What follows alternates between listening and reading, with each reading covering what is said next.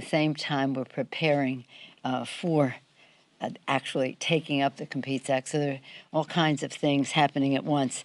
At the same time, though, I have to say it's with great sadness that we said goodbye to Don Young, our dean, a member who served 49 years in the Congress, 49 years in the 49th state, so beautifully acclaimed at his service the other day. And then it was shocking to learn that he had passed. He wasn't sick. He just went to heaven.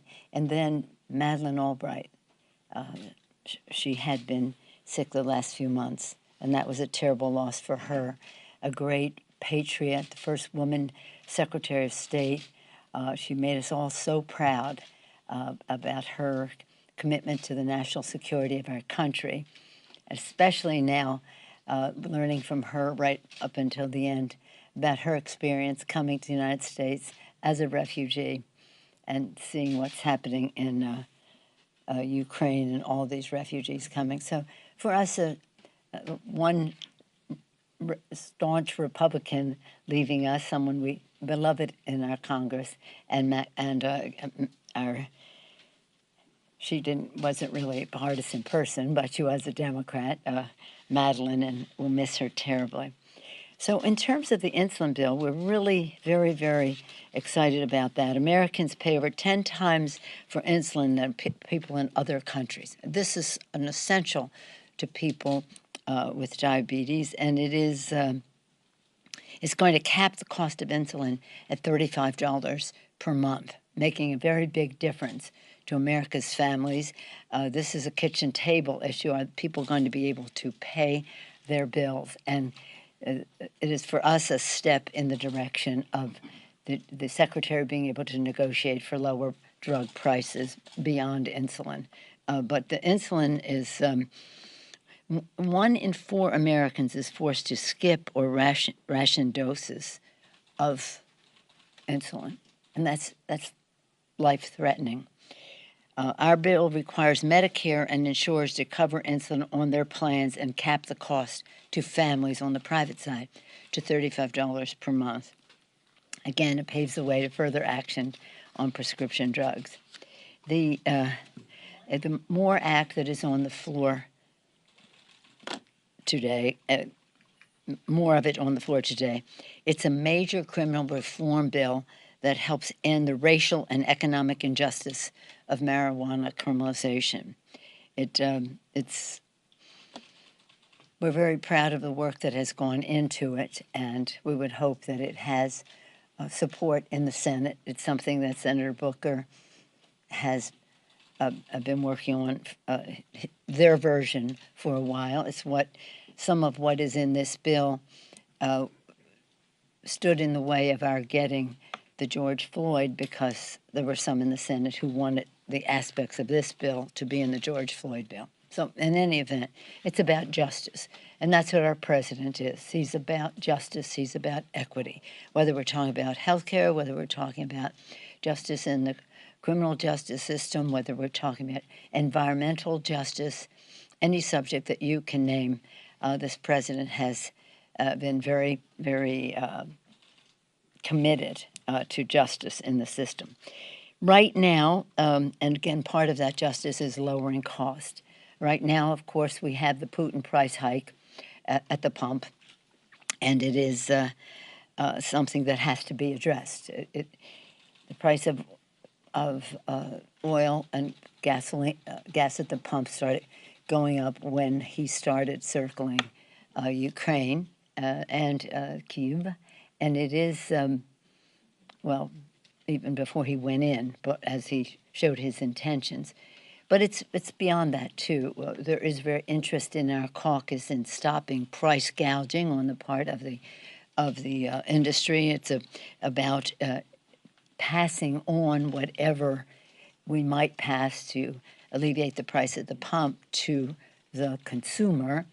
It's about use it or lose it in terms of about 9,000 licenses that are permits that are there for the private sector to produce more oil domestically.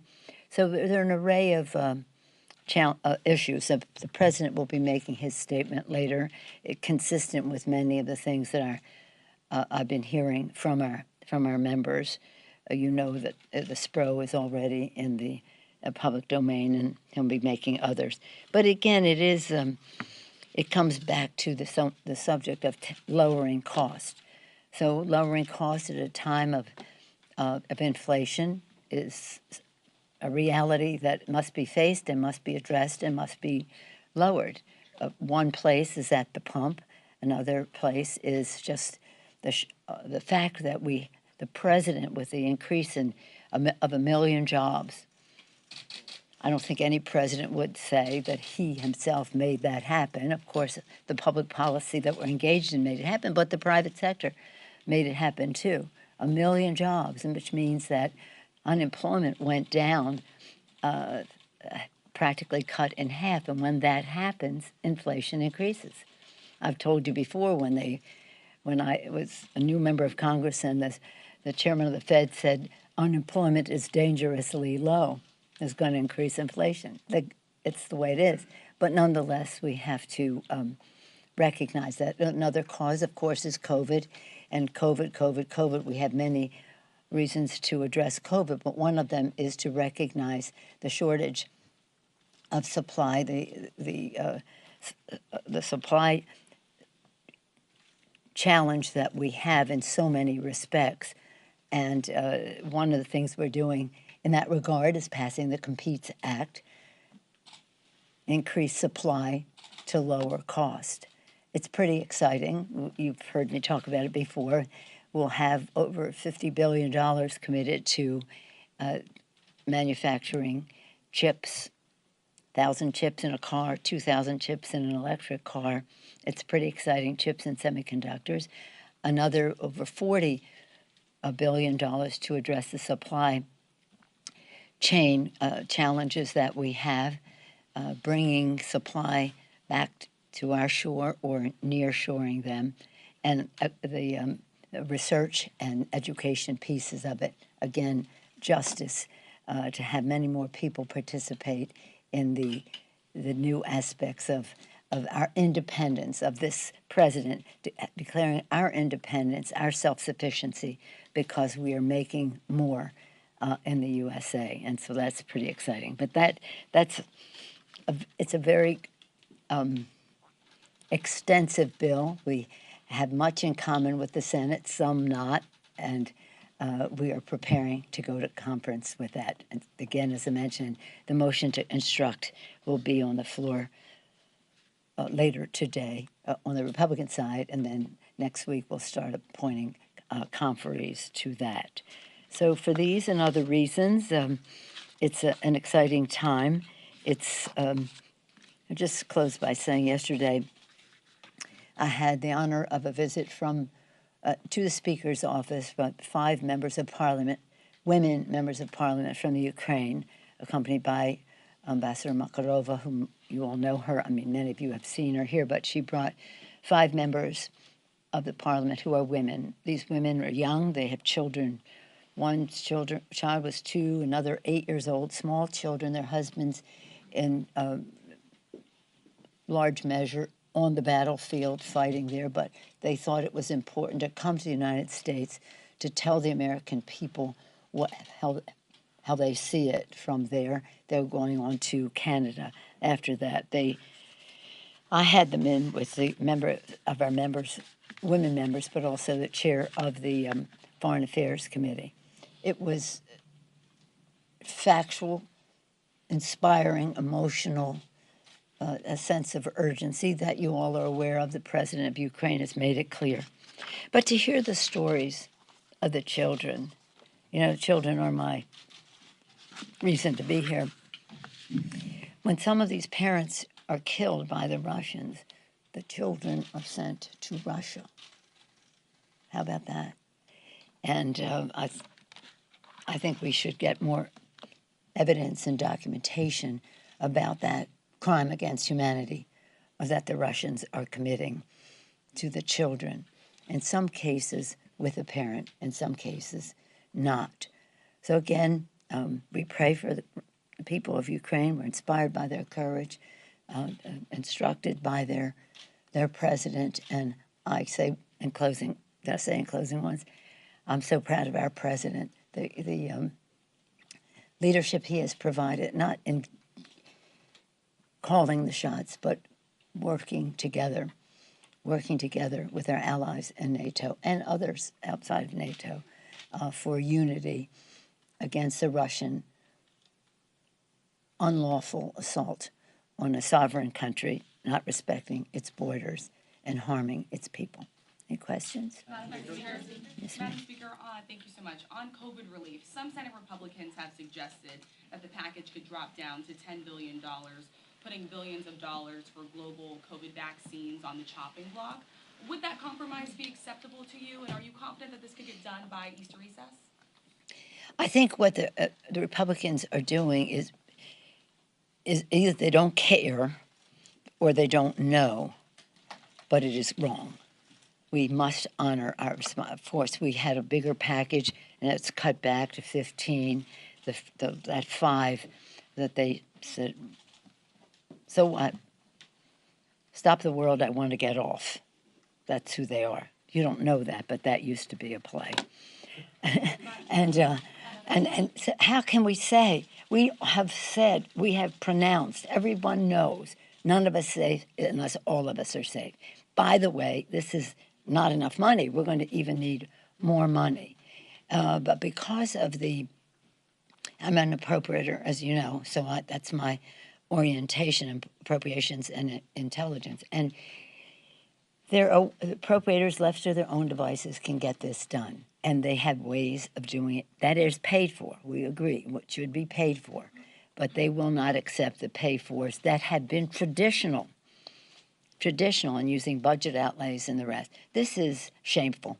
And we have to get the money. It's not going to last this past probably June 1st. So for them to they're making statements saying, well, we don't see this as a problem. It's a problem. It's a shame. Madam Speaker. Yes, Jan. Good morning. Thank you. We're going to have this bill on the floor soon about cannabis, legalization of cannabis. Yeah. As a mother and a grandmother, how do you feel about that? What are the concerns that other parents might have about this bill? I understand the merits of this, but what are the potential problems when some medical experts talk about the issues and the social issues that could contribute? Well, this is the decriminalization of it. It's the decriminalization of it. And the fact is many states have already done that. And so this is consistent with what is happening in many states across the country. And it also addresses the injustices of it because of what penalties had been before some of this decriminalization took place. So I'm all for it. Look, there's so many discussions that have gone on over the years about the use of marijuana or cannabis or whatever. The fact is, it exists. It's being used. We've got to address how it is treated legally, and not in a way that mistreats people on the lower income scale. Not says if you're wealthy you can be engaged in all of this, but if you're not, there are barriers to you been getting banking services in order to do it. So it's a fact of life that needed appropriate public policy to address it. Yes. Let me just see one of our regulars. Any regulars here? No. Yeah, okay. You laid out some solutions that would have a long-term impact to bring gas prices down, but in terms of immediate relief for Americans in the short term, would you support the idea of something like gas checks, rebates, vouchers to Americans? And in that same vein, do you have concerns that if that were to happen, that would cause inflation to go even higher? Well, let's just say, first of all, the main question had been, do you support a gas tax holiday? And that is immediate, and it has appeal.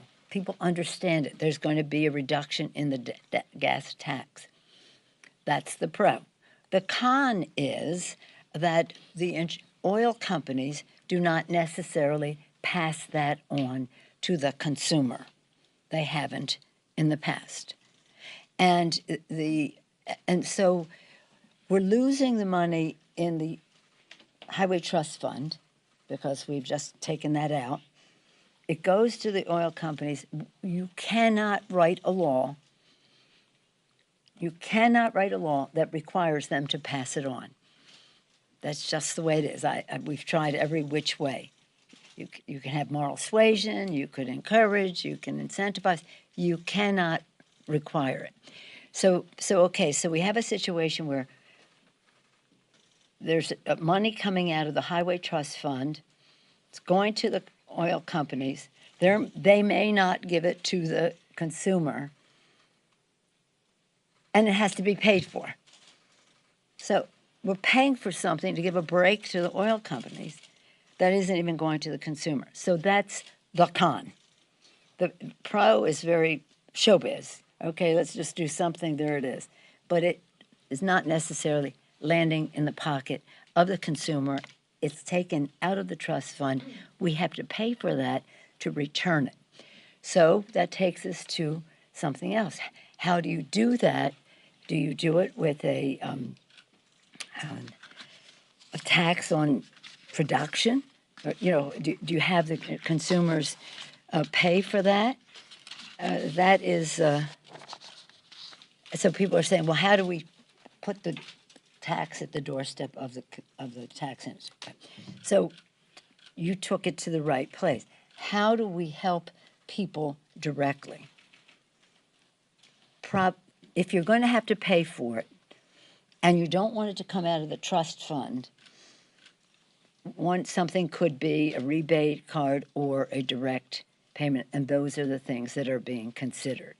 But some of the things that looked appealing in the beginning to some, if this were my caucus, one half the room would say, let's go with that, and the other half would say, well, wait a minute, it's not going, did you know it's not going to the consumer?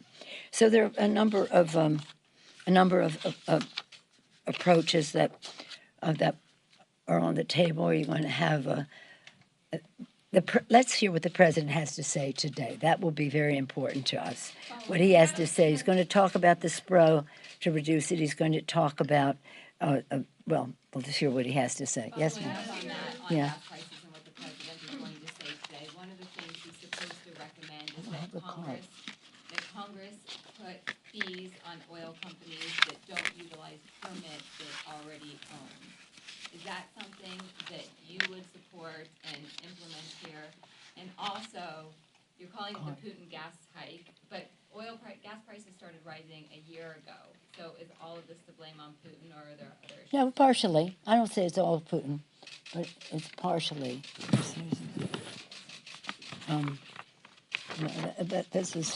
That's not what I'm talking about. But anyway, here's the thing. When the president makes his statement, I will comment on his statement. Okay, so thank you very much for your advanced knowledge of it, but I don't have that, and so I won't comment on it. But I do. Putin definitely contributed to this gas hike. So I'm not saying it's all his, no, but it's largely his. So when we talk about this, price of oil went down from, 140 to 105. Have you seen it go down at the pump? It seems like it goes up when the price of oil goes up. It doesn't necessarily come down when it goes down. So to your first part of your question, we have always said, use it or lose it. 9,000 permits exist for them to drill on land, on shore. And one of the things that I would say is that we want to fight inflation. The price of oil is an indicator, the price of gas at the pump is an indicator. Putin has exacerbated it. But we cannot allow the fossil fuel industry to use this as an excuse to reverse everything we're doing to save the planet. One of the things I think that the president may say, I don't have this as a fact, is that we will use the Defense Production Act to speed up diversification so that we're not so dependent on oil. One of the encouraging, many of the meetings that we had at Munich with leaders in Europe, either heads of state or the EU, or countries coming together, was about diversification. Everybody knows security and energy are linked. If you're dependent on a country like Russia, your security depends on your having that energy, but it also is a risk to your security to have somebody like a Putin call your shot. Secondly, in that regard, we are trying to supply as much as we can to backfill what people would not get from Russia should the countries decide they're not going to buy the oil from Russia. But what we heard that was so encouraging at all the meetings in Munich was diversification, diversification, diversification. We must stop being dependent on energy, not just oil, but other energy products from Russia. Same thing here, diversification. So again, we have a short-term problem, we have a long-term opportunity. We want to reduce the cost of the price at the pump. We would hope that there would be some relationship between the price of oil coming down, the president releasing the $1 million a day of the SPRO for the next 6 months, increases supply. Supply usually reduces cost. And now we'll just see how that is reflected. It costs a lot of money in California. If you drive around in California and see the cost, you think, how could this be when the price of oil has been coming down? So let's see what the president has to say. He's thought they have been so careful about what really results in lowering the price for that kitchen table that he's so famous for being concerned about. Madam Speaker, do you agree with members of your caucus who are saying that Clarence Thomas should resign? I don't think he should have ever been appointed, so let me take it back to there. I do thank you for your question. I'm not going to go to that, but I will say that in our H.R. 1, our bill to have cleaner government, we have a call for the Supreme Court to have a code of ethics. They have no code of ethics. And it's the Supreme Court of the United States. They're making judgments about the air we breathe and everything else, and we don't even know what their ethical standard is. So I would like to see that bill have a hearing, not the whole bill, but taking out that piece. We've already passed the whole bill, but to focus on the Supreme Court ethics standard legislation. I've talked to the committee about perhaps having a hearing on that pretty soon, so that the justice of the Supreme Court has to at least have a code of ethics, A, and B, why should they have lower standards than members of Congress in terms of reporting and the rest? So, I've heard people say from time to time, well, it's a personal decision of a judge as to whether he should recuse himself. Well, if your wife is an admitted and proud contributor to a coup of our country, maybe you should weigh that in your ethical standards. Just one more, Jake. Just on the two issues you talked about, gas prices and the CHIPS, the innovation bill, what is your timeline? What do you see those two coming together? Well, as you know, I'm very committee oriented, and there's some proposals that would have to go through the Energy and Commerce Committee. The chairman would rather do the bills after they have the hearings. So After they have the oil CEOs in, you mean, or after they have the hearing on the bill? Or? Yeah. That would be one. I mean, I'm not telling you his plan, but I'm just saying I would infer from his statement that that would be one important date. And then chips are this. As I said, today the Senate did what they had to do. Then they send us the paper. We get it. We do what we do. We send it back to them today.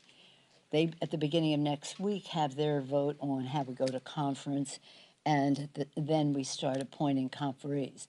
So we could have a first, well, depending, I can't answer for the Senate, because next week they also, is my understanding, but I don't know this, just what I see in the local Metropolitan Journal, they may be doing the Supreme Court next week, justice confirmation. So if that's the case, then this, I don't know when this will come up there, but when they act, then we'll act, and we'll go to conference. So, but we have always been working to figure, you know, what is it? Where do we have complete agreement? Where do we need some little reconciliation? Where do we have a big difference?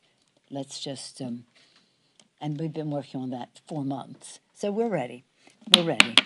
Everybody wants to be on the conference, so we'll just have to see, excuse me, what the size of that is.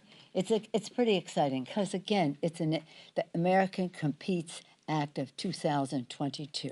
Whether that remains the name at the end of the day, who knows? But what is true is that it's about the Competes Act is about America being independent and self-sufficient, and this is really a high priority for our president. And that's why when he talks about the Defense Production Act being implemented to make us less dependent on, well, really preparing us to save the planet, really, it happens to coincide with reducing our dependence on fossil fuels. But again, the immediate is to bring down that price. We want there to be no price gouging. We have other proposals that members have that relate to having the industry pay for whatever we have to put out there to alleviate the financial pain to America's working families.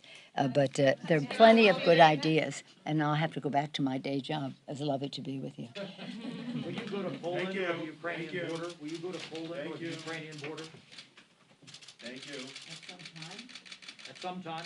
Thank you. Thank you.